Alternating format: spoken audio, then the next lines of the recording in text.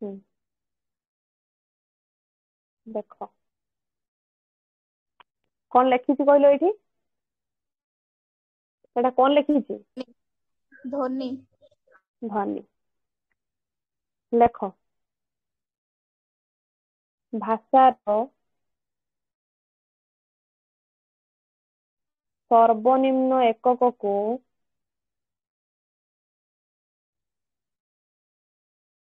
ध्वनि कहा जाए।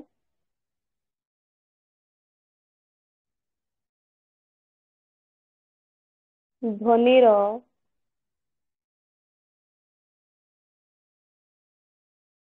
सांकेतिक रूप को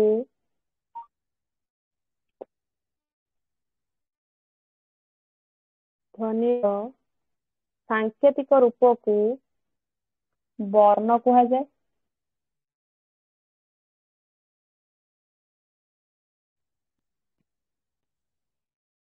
ये जो कहली ध्वनिर सांकेतिक रूप को वर्ण कहा जाए। अच्छा संकेत कौन संकेत एठी हम माने बुझिबा देखो गोटे उदाहरण गोटे हूँ एठी किसी संकेत देला नहीं किंतु आ गोटे संकेत देला गोटे बाड़ी देछि जोटा को बाड़ीटा लागिला पर तुम माने जानुच जे एटा हूँ आ गोटे हूँ हर्षई जतबे तुम माने लिखुच पानी एठी गोटे हर्षई काट दउछ एई हर्षई काटटा एई हर्षईटा को बुझौछि एटा गोटे संकेत हैला बुझी पारिलो ना बुझी पारलोनी बुझी आज्ञा पारिलो मैडम। आज्ञा मैडम। देखो तापरे ध्वनिर ध्वनिर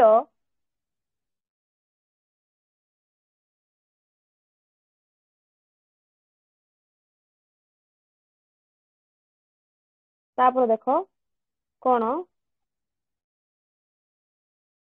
रही टिके सावधान हो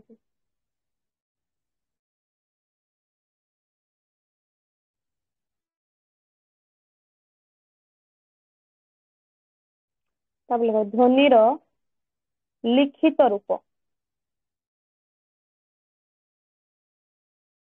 लिपि कहा जाए। कौन कहा जाए ध्वनिर लिखित रूप को ध्वनिर लिखित रूप को लिपि कहा जाए। शुण गोटे बढ़िया पॉइंट एठी जोटा तुम ओडिया साहित्य रे अछि लिपि माने कौन जानिଛ समस्ते मते बुझेइबा को पड़िबनी आउ नहीं कि कहला भाषार सर्वनिम्न एकक को ध्वनि कहा जाए। से एग्जांपल तो केमति पकेइबो शुण कहिबो भाषार सर्वनिम्न एकक को डैश कहा जाए। एटा को देइथिबो तम मानकर चारटा ऑप्शन भीतर देइथिबो तम माने एटा को मन रखिबो भाषार सर्वनिम्न एकक को ध्वनि कहा जाए। पुणी पकई दबो पकईब वर्ण क्या कह जाए सेमती कौन दे देइथिबो ना ध्वनिर सांकेतिक रूप को भाषार सर्वनिम्न एकक को ध्वनिर लिखित रूप को एमिति न पकईकी एमिति पकईदेव कौन ना ध्वनिर सांकेतिक रूप को कौन कह जाए ना वर्ण कह जाए ना ध्वनि कह जाए ना लिपि कह जाए। भल भाव जानिच वर्ण कह जाए। नेक्स्ट पकईब ध्वनिर लिखित रूप को कौन कह जाए लिपि कह जाए। क्वेश्चन केमती आसीबो बुझी पारिलो ना बुझी पारिलो नाही आज्ञा बुझी पारिलो कंप्लीट ऑल पिला बुझी पारिलो जो माने जदी पछरे के आसी म्यूट पड़िचो क्षमा करिवो मु तमन को म्यूट रु परे खोलिबी आगे तम माने क्लास करो जति की कहिली बुझी पारिलो ना बुझी पारिलो नाही मते कह बुझी पारिचो आज्ञा मैडम बुझेला समस्त को पचारुची जति की पिला अच्छो जो माने म्यूट रे ऑन अच्छो तम माने बुझी पारिलो ना बुझी पारिलो नाही आज्ञा मैम ठीक अछि नेक्स्ट जीवा मु लिधे जे तापर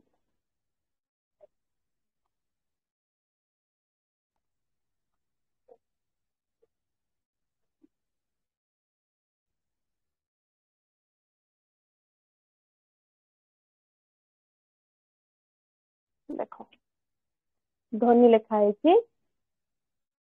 जो ध्वनि को केते भाग विभक्त कराई कहि परिवो केते भागरे दुई भाग रे मैम गोटे होची स्वर स्वर ध्वनि ध्वनि आ गोटे व्यंजन ध्वनि गोटे होची स्वर ध्वनि आ गोटे व्यंजन ध्वनि हैला ताले स्वर ध्वनि काहाकू कहिबा ना जेउ ध्वनि लेख जेउ ध्वनि आपे आपे उच्चारित हो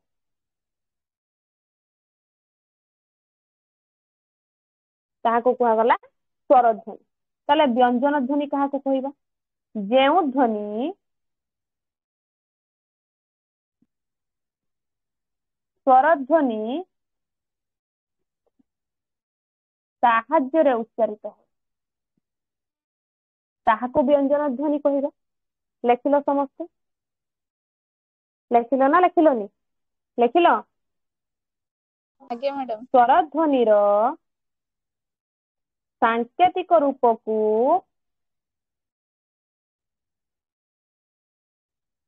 स्वर वर्ण व्यंजन ध्वनिर सांकेतिक रूपकू व्यंजन वर्ण ए जो स्वर ध्वनि केतोटी ना ओ आ हर्षई दीर्घई हर्षौ दृघौ रु ए ओई आड़ोची ओ आड़ोची औ लेखिलो लेखिलो किरे आगे मैडम आज्ञा मैडम लिभेबा लिभे दोची नेक्स्ट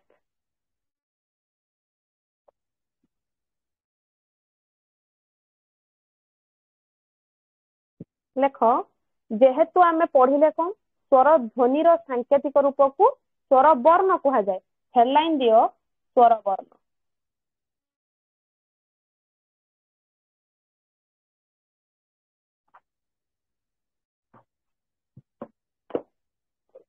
हमर स्वर वर्ण केतोटी ना 11टी केतोटी स्वर वर्ण 11टी स्वर वर्ण को दी भाग विभक्त करा जायछि गोटे होछि शुद्ध स्वर आउटे होछि संयुक्त स्वर गोटे होछि शुद्ध स्वर आउटे हला संयुक्त स्वर ए जो शुद्ध स्वर ए जो 11टा स्वर वर्ण आसिला एउठी टिके विभागीकरण हे गेला जेहेतु स्वर वर्ण को दी भाग करला कोन डिवाइड हला ना 11टा रु 8टी आसिला शुद्ध स्वर 2टी आसिला संयुक्त स्वर ए 2टी होछि गोटे होछि ओई आ गोटे होछि औ ए दीटा होछि संयुक्त स्वर पचारि देबो ओई आ औ केउ स्वर संयुक्त स्वर जदि ओई आ औ न लेखिकि से पचारि देबो एथि मध्यरु संयुक्त स्वर कोउठी हुए तो ओई आ औ सांगर देई थाई पारे नचेत औ देइथो नचेत ओई देइथो बुझी पारिलो ना बुझी पारिलो नाही ए जो आसिला 8टी होछि शुद्ध स्वर गोटे होछि अ गोटे होछि आ गोटे हर्षई गोटे दीर्घई गोटे हर्षौ गोटे ए आ गोटे होछि ओ ए जो रूटा उठी जाइछि ए रूटा को उठै दैछन्ती रूटा नाही काहेकि नाही सेटा मोर ज्ञान नहीं तो व्याकरण पाठ कहि देबो देखिबा शुद्ध स्वर काहाकू कहिबा लेख जेउ स्वर वर्णर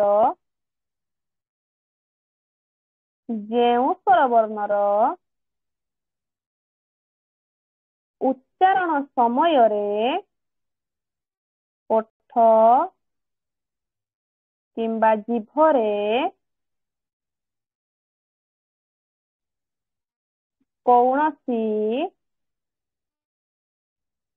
परिवर्तन हुए नाही लेखिलो ताहाकू शुद्ध स्वर कुहा जाय ताहाकू कोन कहिबा ताहाकू कोन कहिबा शुद्ध स्वर शुद्ध स्वर कहिबा ताले संयुक्त स्वर काहाकू कहिबा ना जेउ स्वर ध्वनिर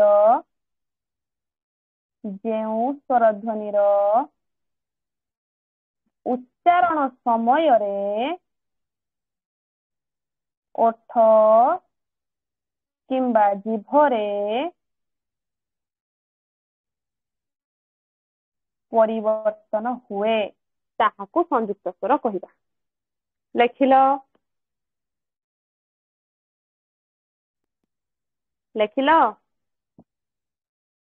आगे मैडम ठीक लिभ होची हला सरी गला तमरो स्वर वर्ण कंप्लीट हो गला ठीक अच्छे जीवा व्यंजन वर्ण पाखक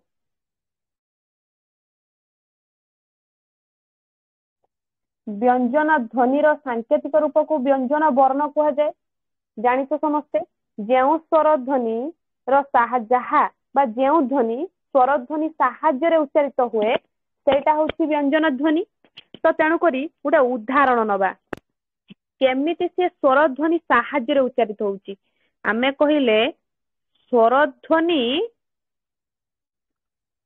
साहाय्य उच्चारित हुए के ना व्यंजन ध्वनि व्यंजन ध्वनिटा स्वर ध्वनि साहाय्य उच्चारित हुए ए जो स्वर ध्वनि साहाय्य से उच्चारित हैला केमिति उच्चारित हैला देख गोटे उदाहरण मु लिखिली क ए कटा अटा तो अटा जानिछ अटा होची स्वर ध्वनि ए जो कटा लेखा जाउची ना क प्लस अ इज इक्वल टू क ताले एठी आसिला ना व्यंजन वर्ण बा व्यंजन ध्वनि एठी आसिला ना आसिलानी आसीची ना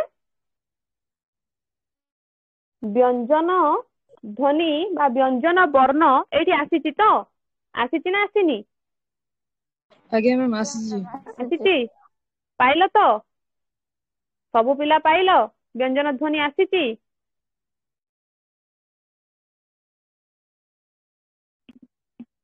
नेक्स्ट तापर देख आउरी भी ख ख तले हलंत प्लस अ इज इक्वल टू ख ये भी गोटे व्यंजन ध्वनि ए जो व्यंजन वर्ण टोटाल केतोटी 39 टी व्यंजन वर्ण टोटाल केतोटी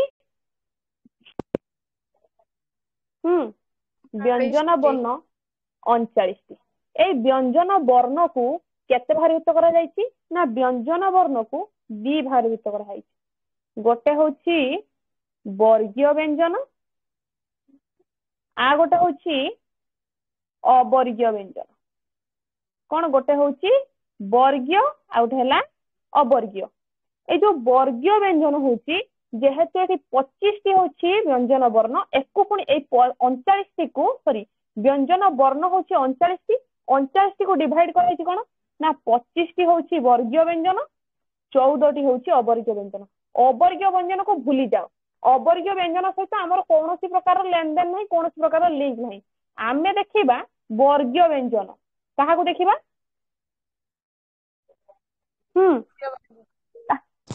आमे देखिबा वर्गीय व्यंजन को हैला आमर अवर्गीय व्यंजन सहित कौनसी प्रकार लिंक नहीं आमे देखिबा वर्गीय व्यंजन को ना वर्गीय व्यंजन एठी कोन कहूची प्रथमे कहिला 25 टी होची वर्गीय व्यंजन ए जो वर्गीय व्यंजन को से 5 भाग रे विभक्त करी केते भाग रे विभक्त करी 5 भाग रे 5 भाग रे तो माने एंति लेखु थाओ जेहेतु ब्लैक बोर्ड रे जगह नहीं मु लिखौची ऊपर लेखुची हला मु हेडलाइन दे दोची वर्गीय व्यंजन बोली हेडलाइन दे देबी व्यस्त होनी समस्त को मो वॉइस क्लियर सुभुची पूरा आज्ञा मैडम सुना जाउछि ए वर्गीय व्यंजन को सीए 5 भाग रे विभक्त करी केते भाग रे 5 भाग रे गोटे होची क गोटे होची च गोटे होची ट गोटे होची त गोटे होची प क च ट त प याको कहिबार पुनी तरीका अछि कोन ना क रे आसीबो क ख ग घ उ ये हला 5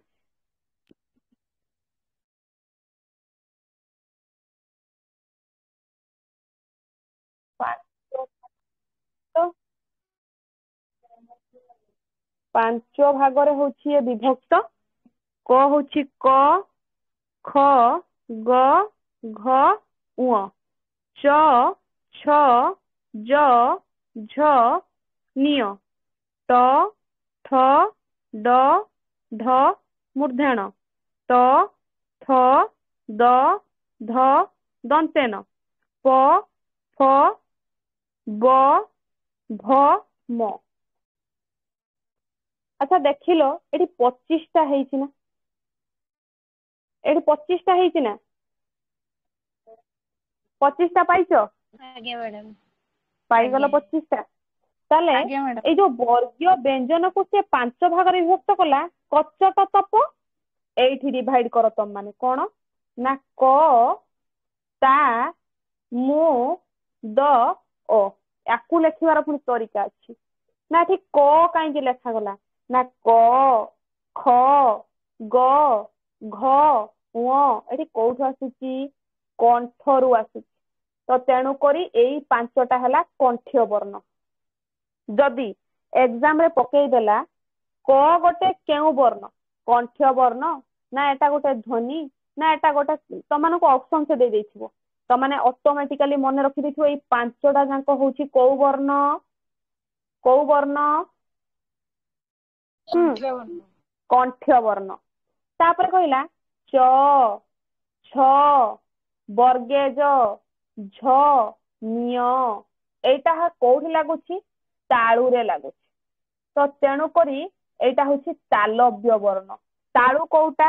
ଯୋଉ ଉପର ଦାନ୍ତର ମାଢିଟା ଯାଇଛି ସେଇ ମାଢିଟା ହଉଛି ତମର ତାଳୁ।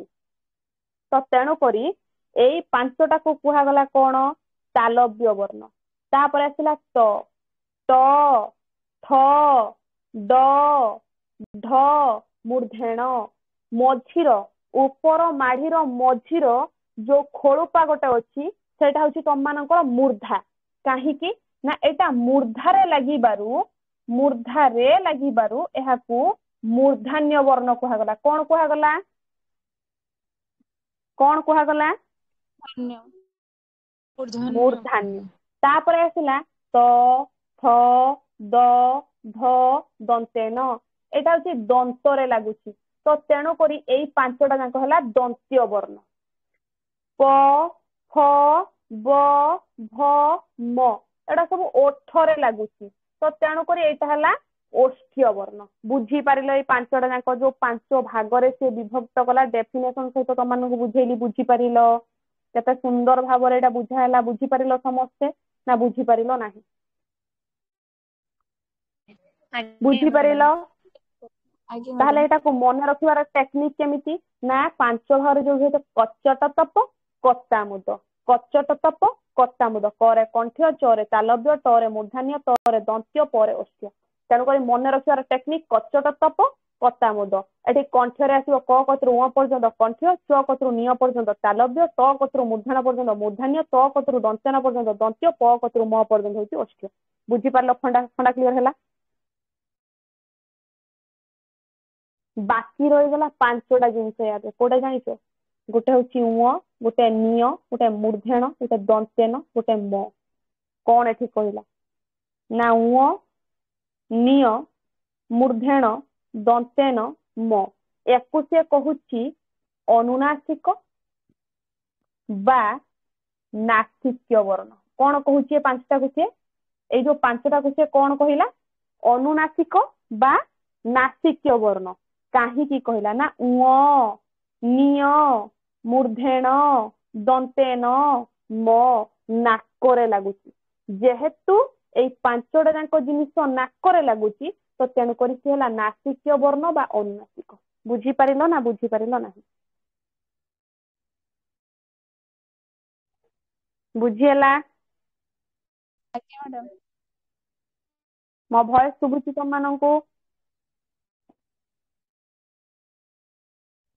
ପାଇଗଲ? ଥଣ୍ଡା ପାଇଗଲ? ବୁଝିପାରିଲ? ନେକ୍ସଟ ଶୁଣ।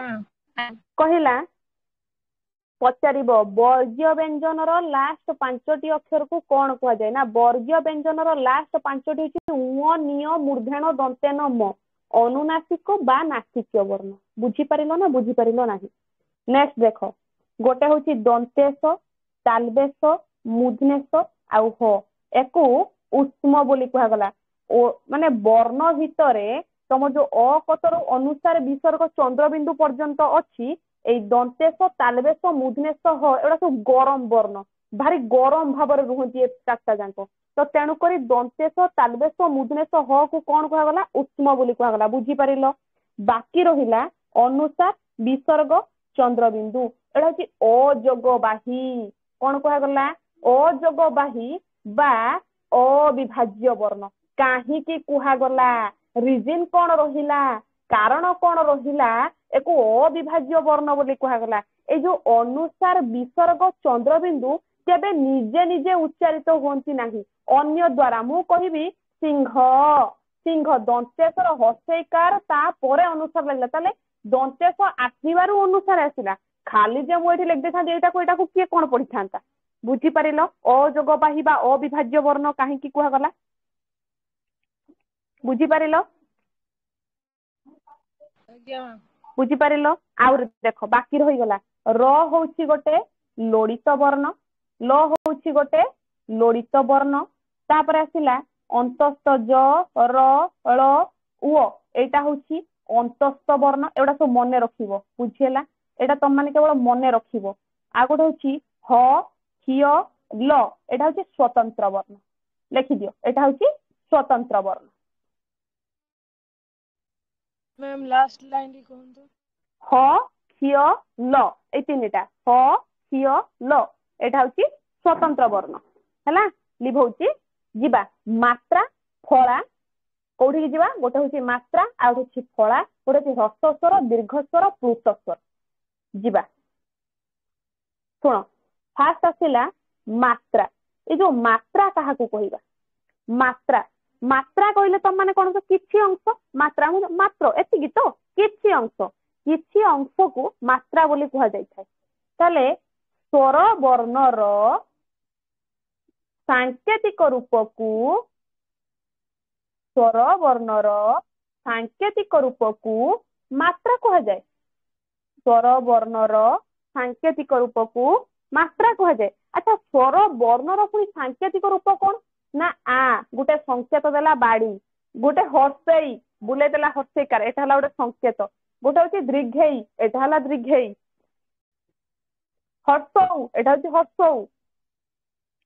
ଦୃଘଉ, ଏଟା ହଉଛି ଦୃଘଉ। ରୁ, ଏଟା ହଉଛି ରୁ। ଏଇ ଯୋଉ ସବୁ ସଂକେତ ଗୁଡାକ ସବୁ ହଉଛି କଣ? ନା ସ୍ୱର ବର୍ଣ୍ଣର ସାଙ୍କେତିକ ରୂପକୁ ମାତ୍ରା ବୋଲି କୁହାଯାଏ। ଲେଖିଲ ନା ଲେଖିଲ ନାହିଁ? ଆଜ୍ଞା ମ୍ୟାଡାମ ଲେଖିଲୁ। ନେକ୍ସଟ ଲେଖ, ନେକ୍ସଟ ହେଡଲାଇନ ଦିଅ ଫଳା। କଣ? ଫଳା। ଯଦି ସ୍ୱର ବର୍ଣ୍ଣର ସାଙ୍କେତିକ ରୂପକୁ ମାତ୍ରା କୁହାଗଲା, ଫଳା କାହାକୁ କହିବା? ବ୍ୟଞ୍ଜନ ବର୍ଣ୍ଣର, ବ୍ୟଞ୍ଜନ ବର୍ଣ୍ଣର ସାଙ୍କେତିକ ରୂପକୁ, ବ୍ୟଞ୍ଜନ ବର୍ଣ୍ଣର ସାଙ୍କେତିକ ରୂପକୁ ଫଳା କୁହାଯାଏ। ତାହେଲେ ବୁଝିପାରିଲ, ଆରାମ ସେ ଏଟା ମନେ ରହିଯିବ। ପଚାରିଦବ ସ୍ୱର ବର୍ଣ୍ଣର ସାଙ୍କେତିକ ରୂପ ମାତ୍ରା, ବ୍ୟଞ୍ଜନ ବର୍ଣ୍ଣର ସାଙ୍କେତିକ ରୂପ ଫଳା, ସରିଗଲା। ଆସିଲା ହ୍ରସ୍ୱ ସ୍ୱର। ଆଚ୍ଛା, ମାତ୍ରା ଜାଣିଲେ, ଫଳା ବି ଜାଣିଲେ, ପୁଣି ହ୍ରସ୍ୱ ସ୍ୱର ଗୋଟେ କଣ ଆସିଲା? ନା ହ୍ରସ୍ୱ ସ୍ୱର ହଉଛି ଯଦି ଗୋଟିଏ ମାତ୍ରାରେ, ଯଦି ଗୋଟିଏ ମାତ୍ରାରେ ଉଚ୍ଚାରିତ ହୁଏ ତାହାକୁ, ଉଚ୍ଚାରିତ ହୁଏ ତାହାକୁ ହ୍ରସ୍ୱ ସ୍ୱର କୁହାଯାଏ। କଣ କୁହାଯିବ? ହ୍ରସ୍ୱ ସ୍ୱର କୁହାଯିବ। ଆଚ୍ଛା, ଗୋଟିଏ ମାତ୍ରାରେ କଣ ଉଚ୍ଚାରିତ ହବ? ଏଇ ଯୋଉ ଅ ଆଉ ଗୋଟେ ହଉଛି ହର୍ଷେଇ, ଏଇଟା ଗୋଟିଏ ମାତ୍ରାରେ ଉଚ୍ଚାରିତ ହଉଛି। ଏଠି ତ ଦିଟା ଜିନିଷ କିଛି ଆସୁନି, ଗୋଟିଏ ଜିନିଷ ରହିବାରୁ ଅ ହେଲା, ପୁଣି ହର୍ଷେଇ ହେଲା। ତାପରେ ଆସିଲା, ଲିଭଉଛି ଉପରଟା, ଲେଖ, ତମମାନେ ଲେଖ, ପୁଣି ମୁଁ ଛାଡିଦେଲେ ତମମାନେ ଆରାମସେ ପୁଣି ଆଉଥରେ ତାକୁ ଦେଖିଦବ। ହେଲା, କ୍ଲାସ ଟାକୁ ଆଉଥରେ ଦେଖିଦବ, ମନେ ରହିଯିବ ଅଟୋମେଟିକାଲି। ବୁଝିପାରୁଛ ମାମୁନି? ବୁଝି ହଉଛି ମା? ଆଜ୍ଞା ମ୍ୟାଡାମ। ନେକ୍ସଟ ଆସିଲା ଦୀର୍ଘ ସ୍ୱର। ଇଏ ଗଲା ହ୍ରସ୍ୱ ସ୍ୱର, ନେକ୍ସଟ ଆସିଲା ଦୀର୍ଘ ସ୍ୱର। ଆଚ୍ଛା, ଯଦି ହ୍ରସ୍ୱ ସ୍ୱରଟା ଆମେ ଜାଣିଲେ ଗୋଟିଏ ମାତ୍ରାରେ ଉଚ୍ଚାରିତ ହବାକୁ ହ୍ରସ୍ୱ ସ୍ୱର କୁହାଯାଉଛି, ତାର ଦୀର୍ଘ ସ୍ୱର କେମିତି ହବ? ତାହେଲେ ଦୁଇଟି ମାତ୍ରାରେ ଉଚ୍ଚାରିତ ହେବାକୁ, ଦୁଇଟି ମାତ୍ରାରେ ଉଚ୍ଚାରିତ ହେବାକୁ, ଦୁଇଟି ମାତ୍ରାରେ ଉଚ୍ଚାରିତ ହେବାକୁ ଦୀର୍ଘ ସ୍ୱର କୁହାଯାଏ। କଣ କହିବା? ନା ଦୁଇଟି ମାତ୍ରାରେ ଉଚ୍ଚାରିତ ହେବାକୁ ଦୀର୍ଘ ସ୍ୱର କହିବା। ଆଚ୍ଛା, ଦୁଇଟି ମାତ୍ରା ପୁଣି କଣ ଗୋଟେ ଏଠି ଏକ୍ସାମ୍ପଲ ଆମକୁ ନବାକୁ ପଡିବ। ଯେମିତି ଆମେ ହ୍ରସ୍ୱ ସ୍ୱରରେ ଦିଟା ଏକ୍ସାମ୍ପଲ ନେଲେ, ଆମକୁ ଦୀର୍ଘ ସ୍ୱରରେ ବି ଏକ୍ସାମ୍ପଲ ନବାକୁ ପଡିବ। ଗୋଟେ ହଉଛି ଆ, ଗୋଟେ ହଉଛି ଦୀର୍ଘେଇ। ଏଇଟା ଦିଟା ମାତ୍ରାରେ ଉଚ୍ଚାରିତ ହେଲା। ଆଉ ଗୋଟେ ରହିଲା କଣ? ନା ପ୍ଲୁତ ସ୍ୱର, ଆଉ ଗୋଟେ ହଉଛି ପ୍ଲୁତ ସ୍ୱର। ଯଦି ହ୍ରସ୍ୱ ସ୍ୱର ଗୋଟେ ମାତ୍ରାରେ ଉଚ୍ଚାରିତ ହେଲା, ଦୀର୍ଘ ସ୍ୱର ଦୁଇଟି ମାତ୍ରାରେ ଉଚ୍ଚାରିତ ହେଲା, ପ୍ଲୁତ ସ୍ୱର କେତୋଟି ମାତ୍ରାରେ ଉଚ୍ଚାରିତ ହବ? ପ୍ଲୁତ ସ୍ୱର କେତେଟା କେତେଟା କେତେଟା କହିଲ ଦେଖିବା? କେତେଟା? କେତେଟା?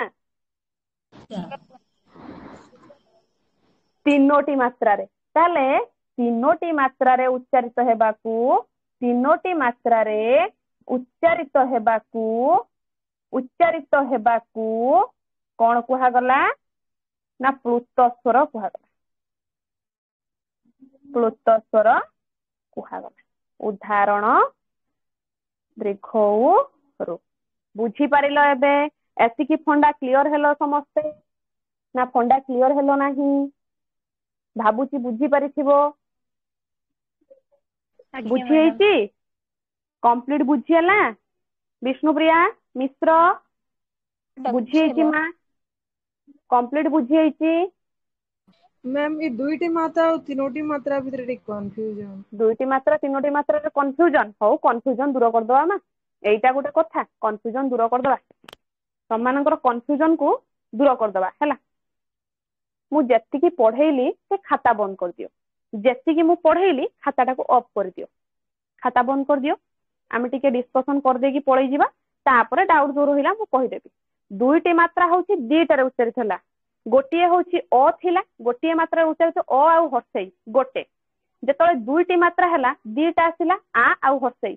ଅ ରୁ ଆ ହେଲା, ଗୋଟେ ବାଡି ଲାଗିଲା, ଦିଟା ହେଇଗଲା। ଦୀର୍ଘେଇ, ଏଠି ହର୍ଷେଇ ଗୋଟେ ହଉଥିଲା, ଦୀର୍ଘେଇ ଗୋଟେ କାପୁଡିଆ ଏଠି ଲାଗିଗଲା, ଏଟା ଦିଟା ମାତ୍ରା ହେଇଗଲା। ତିନିଟା ମାତ୍ରା କହିଲେ ଦୃଘ ଉ ରୁ ରୁ ରୁ ଯୋଉ କହୁଛ ଏଠି ତିନିଟା ମାତ୍ରାରେ ଉଚ୍ଚାରିତ ହେଲା। ଏସବୁ ଜିନିଷ ମା ପରୀକ୍ଷାରେ ଏତେ ଆସେ ନାହିଁ। କେବଳ ଗୋଟିଏ ଜିନିଷ ପକେଇବ କଣ ନା ତିନୋଟି ମାତ୍ରାରେ ଉଚ୍ଚାରିତ ହେବାକୁ କଣ କୁହାଯାଏ, ଚାରିଟା ଅପସନ ଦେଇଦବ। ଦୁଇଟି ମାତ୍ରାରେ ଉଚ୍ଚାରିତ ହେବାକୁ କଣ କୁହାଯାଏ, ଚାରିଟା ଅପସନ ଦେଇଦବ। ଗୋଟିଏ ମାତ୍ରାରେ ଉଚ୍ଚାରିତ ହେବାକୁ କଣ କୁହାଯାଏ, ଚାରିଟା ଅପସନ ଦେଇଦବ। ଯଦି ଏମିତି କ୍ୱେଶ୍ଚନ ସେ ନ କଲା ତାହେଲେ ବୁଲେଇ ଦବ କ୍ୱେଶ୍ଚନ ସେ। କଣ କହିବ ନା ପ୍ଲୁତ ସ୍ୱର କାହାକୁ କହିବା, ଦୁଇଟି ମାତ୍ରାରେ, ତିନୋଟି ମାତ୍ରାରେ ନା ଗୋଟିଏ ମାତ୍ରାରେ, କିମ୍ବା ହ୍ରସ୍ୱ ସ୍ୱର କାହାକୁ କହିବା, ଗୋଟେ ମାତ୍ରାରେ, ଦି ମାତ୍ରାରେ, ତିନି ମାତ୍ରାରେ, ଏମିତି କରିଦବ କ୍ୱେଶ୍ଚନ। ତ ତେଣୁକରି ୟାଦର ଡିଫିକଲ୍ଟ ହବାରେ କିଛି ନାହିଁ। ବୁଝିପାରିଲ ନା ବୁଝିପାରିଲ ନାହିଁ? ଆଜ୍ଞା ମ୍ୟାମ୍ ବୁଝିହେଲା। ବୁଝିହେଲା? ଯିବା ଆମେ ଗୋଟେ ଯୋଉଟା ପଢିଲେ ସେଇଟାକୁ ଟିକେ ଭଲ ଭାବରେ ଡିସ୍କସନ କରିବା। ଭଲ ଭାବରେ ପୁଣି କଣ ଟିକେ ଦେଖିବା। ଖାତା ପତ୍ର ସମସ୍ତେ ବନ୍ଦ କରିଦେଇଛ? ଯାହାଟା ଲେଖିଲ ଖାତା ବନ୍ଦ କରିଦେଇଛ ନା ଅନ୍ ଅଛି ତମମାନଙ୍କର? ଖାତା ବନ୍ଦ କରିଛ ତ? ଯଦି ଖାତା ବନ୍ଦ କରିଛ ନା ନାଥ? ମ୍ୟାଡାମ ଆଜ୍ଞା ବନ୍ଦ କରିଦେଇଛି। ସତ ନା ମିଛରେ କହୁଛ? ମତେ ଠକେଇ ଦଉଛ କି? ମ୍ୟାଡାମ ସତରେ ବନ୍ଦ କରିଦେଇଛି। କରିଦେଇଛ ତ? ହଉ ଠିକ ଅଛି। ଆଉ ମାମୁନି ଖାତା ବନ୍ଦ କରୁଛ ନା ଠକେଇ ଦଉଛ? ବନ୍ଦ ଅଛି ମ୍ୟାଡାମ। ବନ୍ଦ ଅଛି ତ? ହଉ ଠିକ ଅଛି। ଶୁଣ, ଫାଷ୍ଟ ଆମେ ଜାଣିଲେ ଧ୍ୱନି। ଭାଷାର ସର୍ବନିମ୍ନ, ମୁଁ ଯାହା କହୁଛି ମାଇଣ୍ଡଫୁଲି ଶୁଣୁଥିବ, ମନେ ରହିଯିବ। ଭାଷାର ସର୍ବନିମ୍ନ ଏକକକୁ ଧ୍ୱନି କହିବା। ଧ୍ୱନିର ସାଙ୍କେତିକ ରୂପକୁ ବର୍ଣ୍ଣ କହିବା। ଗୋଟେ ଭାଷାର ଗୋଟେ ସର୍ବନିମ୍ନ ଏକକ ଆସେ, ତାର ତାରତମ୍ୟ ଭେଦକୁ ମପାଯାଏ, ସେଥିପାଇଁ ସେଟା ହେଲା ଧ୍ୱନି। ଧ୍ୱନିଟା ଯେତେବେଳେ ଗୋଟେ ସଂକେତ ବହନ କଲା ସିଏ ହେଲା ବର୍ଣ୍ଣ। ଯେତେବେଳେ ଧ୍ୱନିଟା ଲେଖା ହେଇଗଲା, ଗୋଟେ ଆବାଜ ହଉଥିଲା ବା ଗୋଟେ ଧ୍ୱନି ସୃଷ୍ଟି ହଉଥିଲା, ମୁଁ କହୁଛି, ଯେତେବେଳେ ତାକୁ ଲେଖି ଦଉଛି ସେଟା ଲିପି ହେଇଯିବ। ତାହେଲେ ତିନିଟା ଜିନିଷ ଆମେ ଜାଣିଲେ। ଭାଷାର ସର୍ବନିମ୍ନ ଏକକ ଧ୍ୱନି, ଧ୍ୱନିର ସାଙ୍କେତିକ ରୂପ ବର୍ଣ୍ଣ, ଧ୍ୱନିର ଲିଖିତ ରୂପ ଲିପି। ଏଇ ଯୋଉ ଧ୍ୱନି ନାମକ ଜିନିଷଟା ଆସିଲା, ଧ୍ୱନିକୁ ଦୁଇ ଭାଗରେ ବିଭକ୍ତ କରାଗଲା। କଣ ନା ଗୋଟେ ହଉଛି ସ୍ୱର ଧ୍ୱନି, ଆଉ ଗୋଟେ ହଉଛି ବ୍ୟଞ୍ଜନ ଧ୍ୱନି। ଆଚ୍ଛା, ସ୍ୱର ଧ୍ୱନି କାହାକୁ କହିବା ନା ଯେଉଁ ଧ୍ୱନିଟା ଆପେ ଆପେ ଉଚ୍ଚାରିତ, ସିଏ କାହା ସାହାଯ୍ୟରେ ଯିବନି, ସେ ନିଜେ ନିଜେ ଉଚ୍ଚାରିତ ହବ, ତାର ନିଜ ମାଇଣ୍ଡରେ ସେ ନିଜେ ଚାଲିବ। ଯେମିତି ତମେ ମାନେ ତମ ମାନଙ୍କ ଇରାଦାରେ ଯାଉଛ, କଲେଜ ଗଲି ଟିକେ ଭଲ ପାଇବି, ବାପା ମାଙ୍କୁ ପଚାରିବାର ନାହିଁ, ଟିକେ ପ୍ରେମ କରିଦିଏ, ଟିକେ ଧନକୁ ଦେଖେ, ଟିକେ ଗୋଲାପ ଗୋଟେ ନେଇକି ଯାଏ, ଏ ଯୋଉ ଇରାଦା ରହିଲା, ତ ତେଣୁ କରି ଏ ଇରାଦାଟା ସ୍ୱର ଧ୍ୱନି ମେଣ୍ଟେନ କଲା। ବ୍ୟଞ୍ଜନ ଧ୍ୱନି କଣ କଲା ନା ବ୍ୟଞ୍ଜନ ଧ୍ୱନି ସ୍ୱର ଧ୍ୱନି ଉପରେ ଡିପେଣ୍ଡେଡ ହେଲା। ସ୍ୱର ଧ୍ୱନି ସାହାଯ୍ୟରେ ସେ ଉଚ୍ଚାରିତ ହବ। କେମିତି ନା ସିଏ ଖୋଜିଲା, ଆରେ ଇଏ ଯଦି ଭଲ ପାଇଛି, ମୁଁ ଆଉ କାହିଁକି ପୁଅକୁ, ମୁଁ ମିଡିଏଟର ଖୋଜିକି ତା ଭିତରେ ପଶିକି ତାକୁ ଭଲ ପାଇଯିବି। ତ ତେଣୁକରି ଏଠି ଗୋଟେ ଯୁଦ୍ଧ, ଗୋଟେ ଆକର୍ଷଣ ବିକର୍ଷଣର କ୍ଷେତ୍ର ଆସିଲା। ସ୍ୱର ଧ୍ୱନି ନିଜେ କାମ ନିଜେ କଲା, ବ୍ୟଞ୍ଜନ ଧ୍ୱନି ତା କାମକୁ ସ୍ୱର ଧ୍ୱନି ସାହାଯ୍ୟରେ କରେଇଲା। ଇଏ ଗଲା ସ୍ୱର ଧ୍ୱନି ବ୍ୟଞ୍ଜନ ଧ୍ୱନି ଉପରେ ଡେଫିନେସନ। ସ୍ୱର ଧ୍ୱନିର ସାଙ୍କେତିକ ରୂପକୁ ସ୍ୱର ବର୍ଣ୍ଣ କୁହାଗଲା, ବ୍ୟଞ୍ଜନ ଧ୍ୱନିର ସାଙ୍କେତିକ ରୂପକୁ ବ୍ୟଞ୍ଜନ ବର୍ଣ୍ଣ କୁହାଗଲା। ଏଇ ଯୋଉ ସ୍ୱର ଧ୍ୱନିର ସାଙ୍କେତିକ ରୂପ ସ୍ୱର ବର୍ଣ୍ଣ ହେଲା, ଧ୍ୱନିଟା କହୁଥିଲେ ବୋଲି ଧ୍ୱନି ଥିଲା, ତା ସଂକେତ ଯେତେବେଳେ ସେ ବହନ କଲା ବର୍ଣ୍ଣ ପାଲଟି ଗଲା। स्वर वर्ण सर्वमोट केतोटी कहली 11टी ये जो स्वर वर्ण 11टी है से स्वर वर्ण को दी भाग विभक्त करागला गोटे हूँ शुद्ध स्वर गोटे संयुक्त स्वर ये जो शुद्ध स्वर आसिला स्वर वर्ण को जो 11टी करा जाइथिला शुद्ध स्वर रे 8टी को नियागला संयुक्त स्वर रे 2टी को नियागला कौन कहिला ना शुद्ध स्वर रे कहिला जेउ स्वर ध्वनि उच्चारण समय रे तमरो ओठ किंबा जीभ रे कौनसी परिवर्तन हबो नाही सेटी हबो शुद्ध स्वर किंतु संयुक्त स्वर बोइले जेउ स्वर ध्वनि उच्चारण समय रे ओठ किंबा जीभ रे परिवर्तन हबो सेटी हबो संयुक्त स्वर अच्छा ओई औ ओठ आउ जीभर परिवर्तन निहाती होउची तो तेणु करी ये गले संयुक्त स्वर रे जेहेतु शुद्ध स्वर रे कौनसी परिवर्तन होनी अ आ हर्षेई दीर्घेई हरसौ दृघौ रु रुटा जाउनी ए ओ किसी परिवर्तन हबा नै किंतु ओई एठी परिवर्तन होउची औ गोटे उच्चारण कला बेल को ओठ आउ जीभटा गोटे मोड़ परिवर्तन करूची ये गला स्वर वर्ण आसिला किए व्यंजन वर्ण ताले आमे माने जानिचंती स्वर वर्ण साहाय्य व्यंजन वर्णटा उच्चारण होउची निजे निजे उच्चारण हेई पारुनी तार निजस्व क्षमता नाही निजस्व क्षमता को से हरई बसिची तो तेणु करी से स्वर वर्ण उपरे डिपेंडेंट होउची स्वर ध्वनि उपरे डिपेंडेंट होउची केमिति ना गोटे क उच्चारण कला को क प्लस अ इज इक्वल टू क ता ऊपर से डिपेंडेंट हैला सेहि पई स्वर व्यंजन वर्ण कोन हैला ना स्वर वर्ण साहाय्य उच्चारण करा गला व्यंजन वर्ण सर्वमोट केतोटी 39टी व्यंजन वर्ण को केते भाग विभक्त करा गला दुई भाग विभक्त करा गला गोटे होछि वर्गीय व्यंजन गोटे अवर्गीय व्यंजन जेमिति स्वर वर्ण को 11टी बोली 11टी थिला स्वर वर्ण 11टी शुद्ध स्वर हैला 8टी संयुक्त स्वर हैला 2टी सेही भली व्यंजन वर्ण होछि 39टी व्यंजन वर्ण को जो दुई भाग विभक्त कराला गोटे होछि कोन वर्गीय व्यंजन गोटे अवर्गीय व्यंजन वर्गीय व्यंजन एठी हे गला 25टी अवर्गीय व्यंजन हे गला 14टी वर्गीय व्यंजन को मुंडरो पुछि दियो वर्गीय व्यंजन सहित हमर कोनोसी संपर्क नाही आमे कोउठी के जीवा आमे जीवा सॉरी अवर्गीय व्यंजन को मुंडरो पुछि दियो अवर्गीय व्यंजन सहित हमर कोनोसी प्रकार रो आवश्यकता नाही आमे कोउठी के जीवा वर्गीय व्यंजन पाख को जीवा ए जो वर्गीय व्यंजनटा वर्गीय व्यंजन 25टी अच्छा क च त त प कता मुद अ मु कहली करे कंठ्य चटा होची तालव्य क च तटा होची मूर्धन्य तटा होची दंत्य पटा होची ओष्ठ्य ए जो क पाखरो उ पर्यंत च पाखरो निय पर्यंत त पाखरो मूर्धन पर्यंत द कतरो दंतेन पर्यंत प कतरो म पर्यंत टोटाली 25टा वर्ण आमे पाई गले ए 25टा वर्ण को से विभागीकरण करदिला केमिति ना जेहेतु क ख ग घ उ कंठर आसुची सी हैला कंठ्य वर्ण च छ ज झ निय जेहेतु एटा ताळु रे लागुची कोन हैला एटा होची तालव्य वर्ण तापर आसिला तो आसिला त ठ ड ढ मूर्धन एडा कोठी लागिला मूर्धार लागुची जिभटा जतो त जिभटा नौटी पड़ी कि मझे जो खोलुपाटा आसी सेठी जाई बाजुची तो सेटा होची मूर्धा तो तेणु कर ताको कोन पागला मूर्धान्य वर्ण तो आसिला त थ द ध दंतेन दंतर लागुची दांतरे जेहेतु लागुची सेटा हला दंत्य वर्ण प फ ब भ म ओठरे लागुची सेटा हला ओष्ठ्य वर्ण ताले कचट तप कता मद फंडा क्लियर हे गलो आउ तो एठी फंडा आउ किछि माने कोनोसी प्रकार द्वंद्व नथिबो बाकी रहिला ए जो वर्गीय व्यंजन रो 25टी वर्ण रु 5टी लास्ट 5टी